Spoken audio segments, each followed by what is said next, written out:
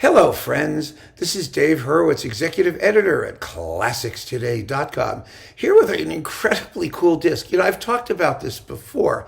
I love piano transcriptions, piano four-hands, two people scrunched up on a piano bench, with two people at the bottom of the keyboard and two people at the top of the keyboard, and all their four hands all, whacking around at things.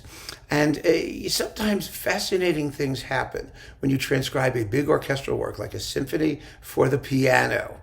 And back in the day, there were billions of these arrangements published because that was the only way most people could actually hear the music if they played it themselves at home, which they did, sometimes very poorly. Sometimes they had professional musicians come in and do it, but making music was a convivial social event for families and their extended connections of friends and others. And everything was arranged for this medium. So it's a wonderful opportunity to get to hear a different slant on pieces that we're very familiar with, particularly pieces that are wonderfully orchestrated. And few things are more wonderfully orchestrated than Tchaikovsky's Fourth Symphony and Romeo and Juliet. Whoa, baby. These are fabulous arrangements performed by Goldstone and Clemmow, or Clemmow, however they pronounce it, on the Divine Art label. And I mean, to know that these things even existed is phenomenal, but these are really, really good performances, actually. The Fourth Symphony by Tchaikovsky was transcribed by his pupil and colleague, Tanayev. And Tanayev really knew what he was doing. This is a really, really good arrangement. And then Romeo and Juliet was transcribed by Nadezhda Pergeld, pardon me. And Nadezhda Pergeld was also known as Mrs. Rimsky-Korsakov. She was an extremely well-trained musician and piano virtuosa. In fact, she was better trained than her husband, Rimsky-Korsakov, who was largely self-taught. She actually had real, honest-to-goodness musical background by major people. And she did a lot of work in piano transcribing. It was a living. It was a good living in those days. She transcribed Romeo and Juliet quite effectively. These are wonderful, wonderful transcriptions. I really need to talk about the symphony for the most part, because that's what's really, really amazing. Tchaikovsky's Fourth has, the pizzicato scherzo. I mean, it's so orchestral. It's so based on the timbre of individual instruments. And it's kind of amazing what happens when that's taken away and replaced by a monochrome timbre of just the piano. That scherzo sounds wonderful on the piano. I thought it would be a disaster. I thought it absolutely depended on the sound of pizzicato strings, and then, the woodwinds with the piccolo. It's just all wonderful. It doesn't.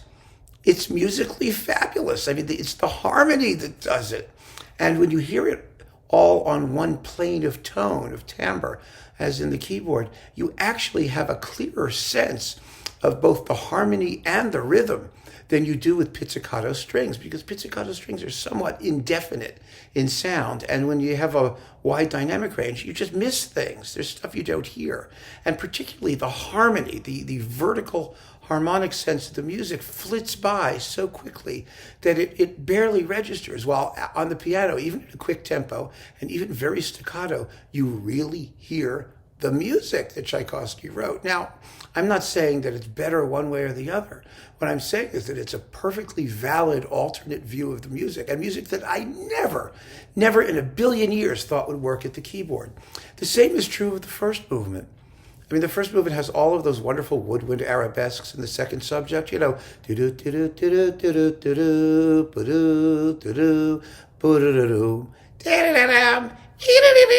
that, It sounds great on the piano, and it sounds great as it's played here, because I will say right away that Goldstone and Clemmow sounds silly if I say Clemmow, Goldstone and Clemmow. It's like Cremo, the beard products, which I use. No, Clemmow, let's say it that way. But anyway, they play very well. It's a wonderful performance of the Fourth Symphony. It really is, because most performances take it too slowly, and they don't. They actually get all the tempos right.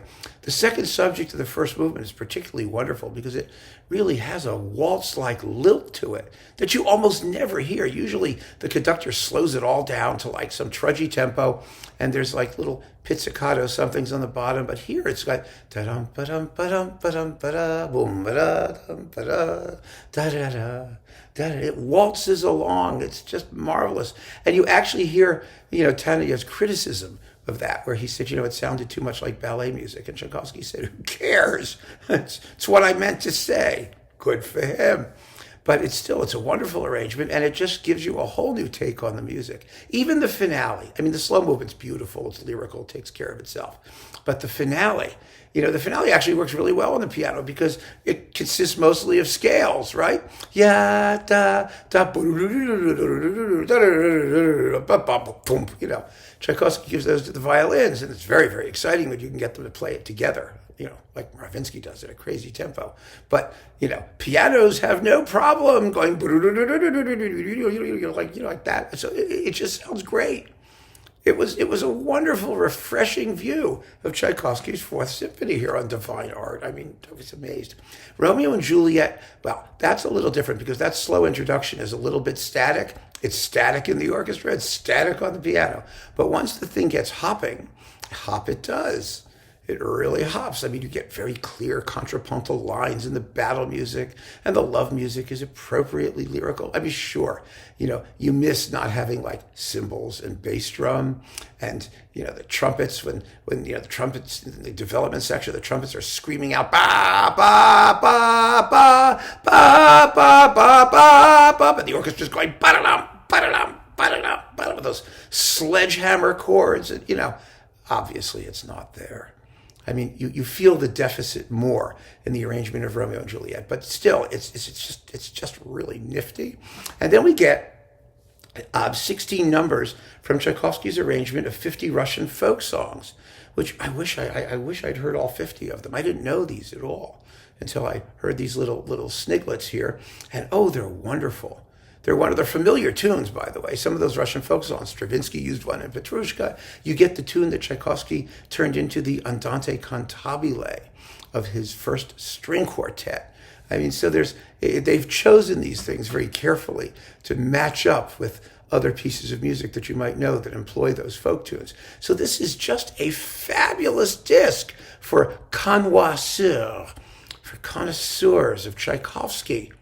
And especially these works, my goodness, it's going to give you a whole new take on them, a whole new excuse to listen to them. And what's more, the wonderful things about these arrangements is that because you hear so much of the harmonic sense and sometimes contrapuntal voices and bass lines and things, it really lets you get a sense of what you might listen for in hearing orchestral recordings and how you evaluate orchestral performances, in terms of their clarity and understanding of the skeletal structure of the music based on what you've heard in these arrangements. So it's all a win-win thing.